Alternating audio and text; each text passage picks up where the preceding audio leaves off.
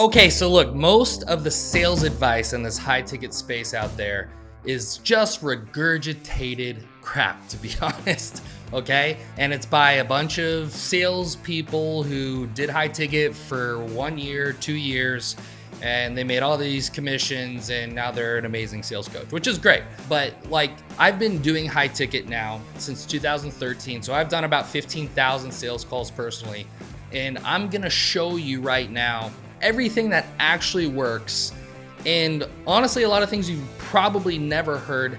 And trigger warning for all the sales coaches, they're probably telling you things that are opposite of this. So this is just my opinion after my own personal experience, so take it with a grain of salt, but here we go. The first one I'm calling is like the yes that costs you the sale. Okay, and that's basically these prospects that come to the call and they're like, hey, I just want you to know, like, I'm gonna buy, like, I'm ready to go. Or they pretend like they're a lay down sale. And those are actually the worst sales. Like, straight up, those are like the worst people. Because what they're doing is they're actually just bringing their form of sales resistance to the call by acting like they're a lay down sale. But what's funny about that is so many closers nowadays, and I know because I've been in so many sales teams, either building the team, it's my company's team, or I came in as a consultant and helped build the team. There's so many prima donnas who are like, I just want financially qualified calls. I only want inbound calls. I want you to fill my calendar, and I'm not talking to anyone who's unqualified. It's like, what? You're not even a salesperson. Thank you very much.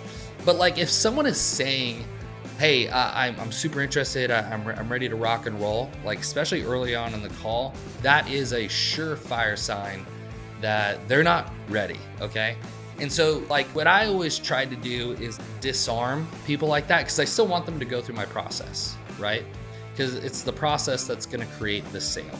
And so I'd be like, hey, I know you're saying you want to do this, and I think that's awesome, but I haven't even really gotten clear yet on like exactly what you're looking for to know how we would help, which worries me a little bit. And so if we could just maybe slow down and I can like ask you a few questions, kind of see what you're needing, we can go from there. Does that sound fair? And that's a disarming way to get those prospects who are like, oh, I'm ready to buy. It's like, because I hear all the time, like, hey, if they're ready to buy, like, take the credit card. It's like, no, do not jump to the end. Do not pass go. Do not collect $200. Like, slow down. The next thing is like, the objection you hear is almost never the real objection. And so you really got to train yourself out of like these word tracks and objection handling loops and stuff. Like, those are all like valuable and they can be helpful, but it's a framework inside of, because we're using language, right? We're communicating, and it's so much more nonverbal than verbal. And most of the time, people don't want to share their cards with you. And so when you hear an objection, you need to realize it's probably not the real objection, right? And so what you're trying to do is use a process to get to the real objection.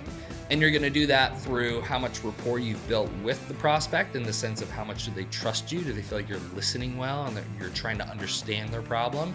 Not so much like you have your little witty one-liner objection handler. Like, it's not going to get you to the finish line. In fact, even if you hear an objection and you kind of already know it's kind of BS, I would even just say something like, hey, do you mind if I challenge that? Because I don't know if that really sounds like the real issue, right? And then you can start to go through your objection handling process and figure out and uncover what the real objection is. But that first objection that comes out of their mouth is almost never the real objection. So when the gurus and everyone out there is like, hey, when they say this, say this. Sure, but that lives like behind the understanding that you are trying to peel away the layers of the onion of this person to really figure out what their uncertainty is. The next thing is like, your tone is more important than your technique, right? Because communication is nonverbal, and the way that you say words is more important than the words you say. You know, the calm conviction is gonna sell more than the excited persuasion. And so you need to understand, like, the prospects are absorbing your emotional state. They're feeling and sensing your conviction. You are transferring beliefs from yourself over to them. And if you're getting like excited, or like you're communicating excitement and like, this is gonna be great, like that's gonna communicate that you're being needy and salesy, and it's just not going to connect with people. So even what I would practice is like use pitch. So when you're doing your pitch or your presentation, be monotone with the features, and then use some like microtonality with the benefits, right? So like there's a community element to your offering. Be like, hey, yeah, so the community piece, it's a 24/7 group to network. You can ask questions, you get support from our team.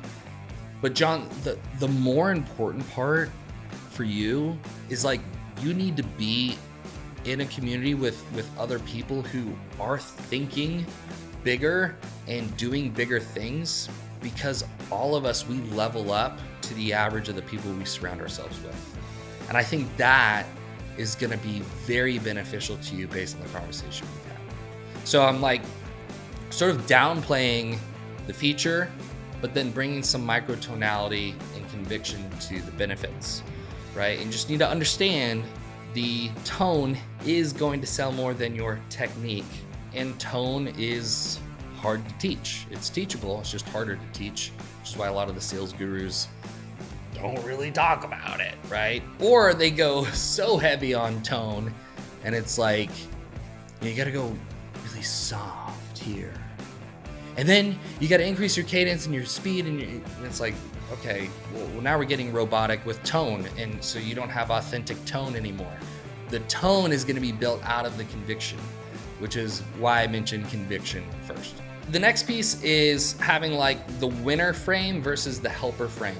And this is a delicate balance, because yes, you're there to serve and there to help, but people are not gonna buy from someone who have a lower status than them or who they feel like they're above. And so you're trying to like position yourself. This is why you should always be the one asking questions, or if you give an answer, you wrap up the answer with another question, because the second they start interviewing you, the deal's over, right? And so you want to like even say on a call, you can be like, hey, just before we go any further, we are really selective with the clients that we work with, because we want to make sure we bring on someone that is going to be a slam dunk win, okay? And so if it's appropriate with you, I am going to ask a few questions, ask for some clarification. I just ask that you do the same to see if this really makes sense. Does that sound fair? And so you want to maintain a frame that you are like high status in the winner frame, not so much in like the helper frame, like, oh, just tell me what you need, right? And I'll move you on to the next person, or then I'll show you the product.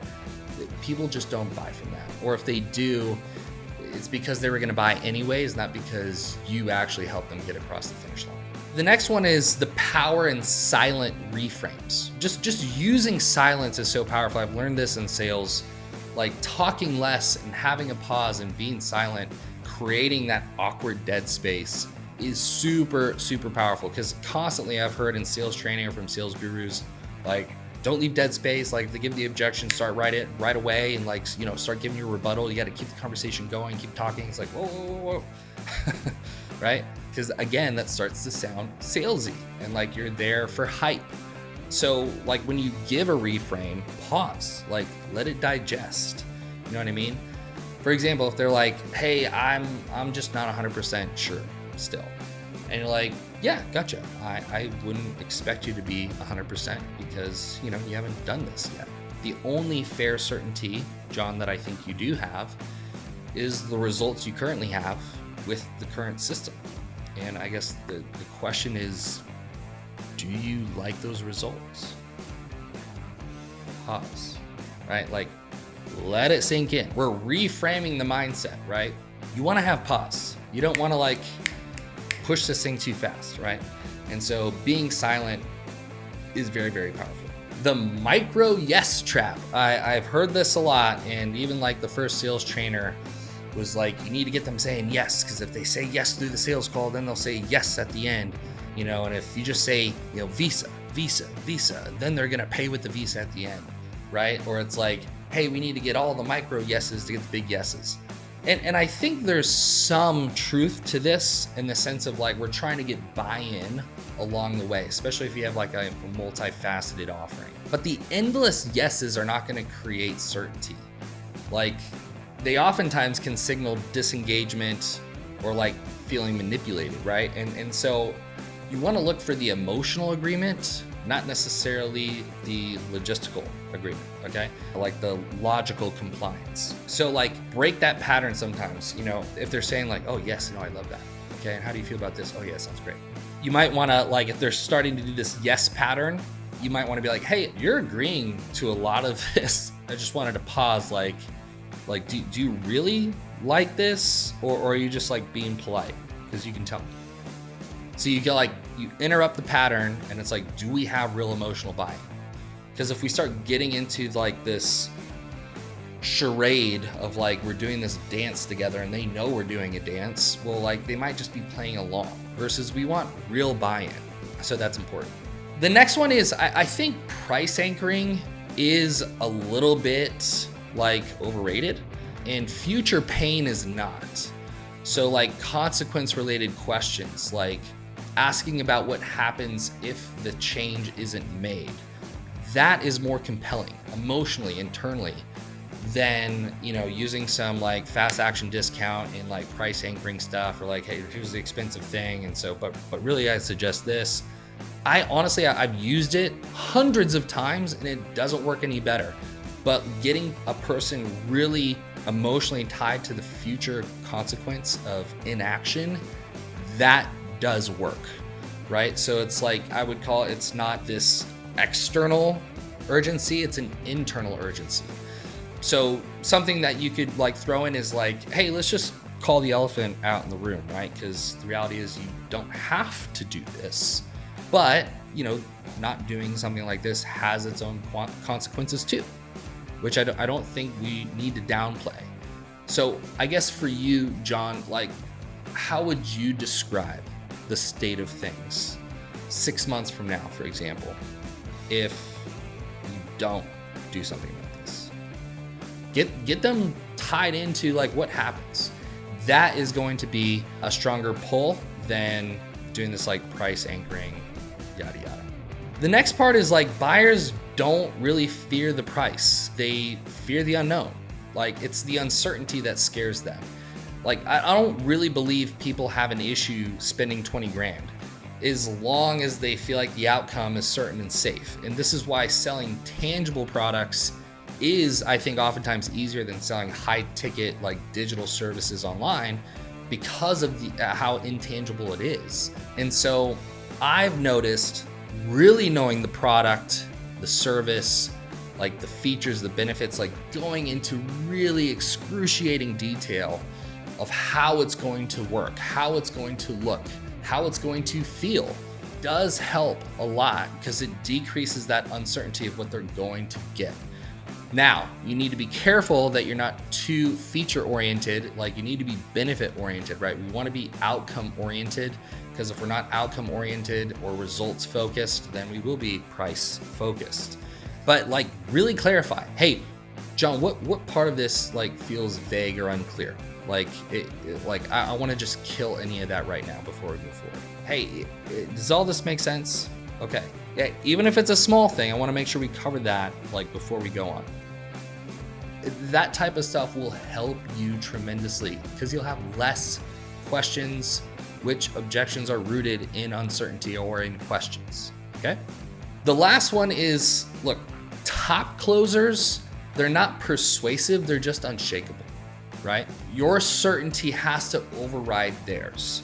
And so I've noticed when I work with sales reps, like on my teams, or if I've been brought into a company to work with their sales reps, going to each individual person and really seeing what their internal world is like.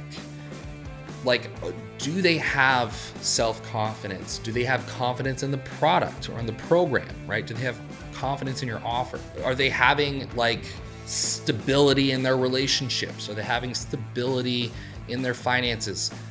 When your sales reps have high conviction and high certainty, that sort of charisma, which is not hype charisma, It's like that silent conviction that gets translated heavily.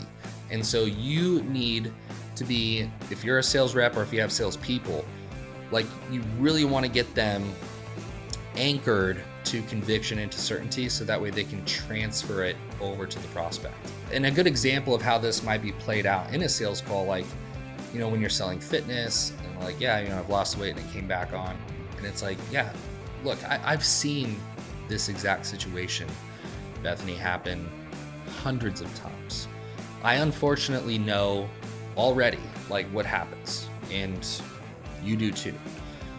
I guess, what are you wanting to do about it, right? So it's like you know if they don't make a change, like they're gonna see the same crap again. But that silent conviction and that transference of conviction and certainty is really what separates great salespeople from average salespeople. So I know I shared maybe some contrarian things or things that are a little bit opposite of what a lot of the sales gurus talk about. Obviously, some nuggets and things that you may have heard before, but if you want me to do more content on high ticket sales, from outbound and setters to closers to management to recruiting, whatever it is you guys need, let me know in the comments. If you like this content, please like and subscribe. And I'm going to be bringing more valuable sales content and training to you guys here on YouTube. All right, catch you later.